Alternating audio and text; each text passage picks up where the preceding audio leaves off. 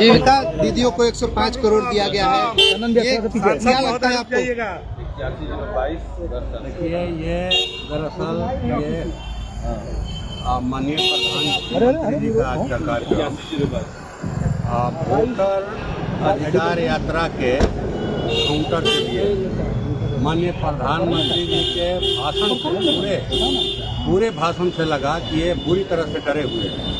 India गठबंधन का जो 17 अगस्त से 1 सितंबर तक जो चला वोटर अधिकार यात्रा, उससे ये पूरी तरह से डरे हुए हैं।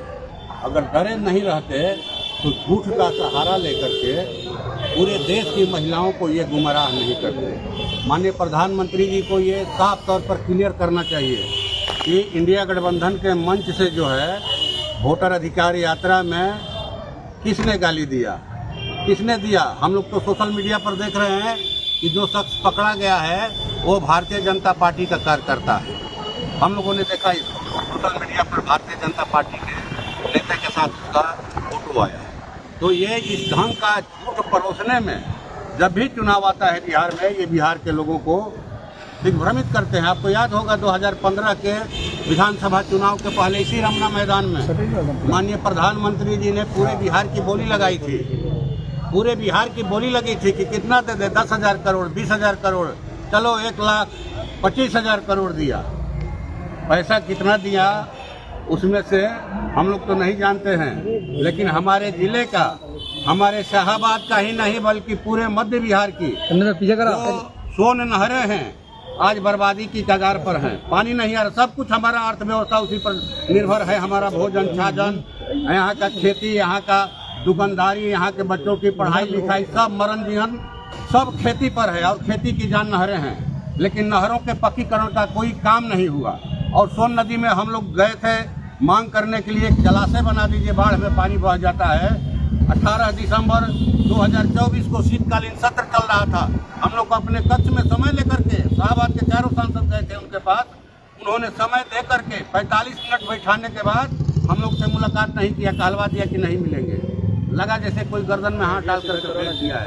और आज जब फिर चुनाव आया है, इस ढंग का ये झूठ परोसने में जो है सब लोग लगे हुए हैं। पूरा वक्तव्य देखिए। महिलाएं आज हम देख रहे हैं कि जीविका दीदियां कितनी परेशानियों के दौर से गुजर रही हैं। कई लोगों को सुना, हम लोगों ने कहिएगा तो हम लोग लिस्ट दे देंगे कि उन्होंने पूरे परिवार के साथ आत्महत्या कर लिया। जो लॉकडाउन में सारी चीजें बंद रही, कोरोना काल में जो कर्ज का बोझ रहा समूहों पर, हम लोगों ने कहा कि उसको माफ कीजिए। जब आप अडानी अंबानी का 16 लाख करोड़ का कर्ज माफ कर सकते हैं तो जीविका दीदियों का भी माफ कीजिए।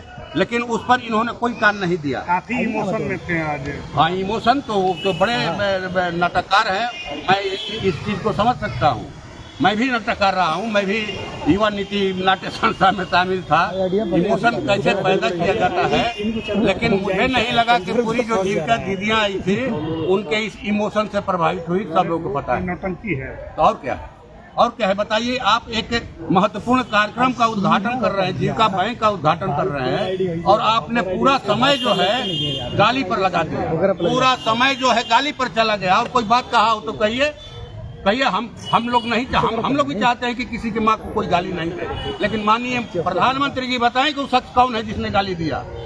आप मंच से कहाँ मंच से गाली दिया? ये झूठ नहीं है तो और क्या है भाई? काहे ऐसा झूठ बोलिएगा? माननीय प्रधानमंत्री जी हमारे देश के कहिए कि प्रधानमंत्री हैं, वो कोई आम आदमी नहीं है कि जो आप चाहिएगा बोल दीजिएगा। हम लोग तो मांग करते हैं उस शख्स को सामने लाए। सरकार केंद्र में डबल इंजन की सरकार है, यहाँ ट्रिपल इंजन की सरकार है, सामने लावे वो शख्स कौन है और उसको कड़ी से कड़ी सजा दी जाए जिसने ऐसा गाली दिया। हम लोग इसके पक्षधर हैं, लेकिन वो शख्स है कौन? इंडिया गठबंधन ने गाली नहीं दिया। राहुल गांधी जी ऐसे शख्सियत नहीं। हम लोग तो देखा मंच पर तैयारा में देखा कि एक पॉलिथीन गिरा हुआ था। जब वो उठे भाषण देने के लिए तो पॉलिथीन उठा करके उठा लिया उन्होंने और कोई व्यक्ति लिए उनके हाथ से। तो ऐसा शख्स जो सबका मान सम्मान करते हैं, सामान्य लोगों से हाथ मिलाते हैं, वो माननीय प्रधानमंत्री जी के माँ को गाली देंगे? नहीं देंगे, कोई नहीं देगा। न तेजस्वी जी देंगे, न दीपांकर जी देंगे, न मुकेश सहनी जी देंगे। ये झूठ है। झूठ का ये लोग खेती करते हैं। षड्यंत्र किया 65 लाख वोट काटने का। 22 लाख लोगों को मौत के मुंह में ढकेल दे के मर गए लोग। 35 लाख बाहर रहते हैं।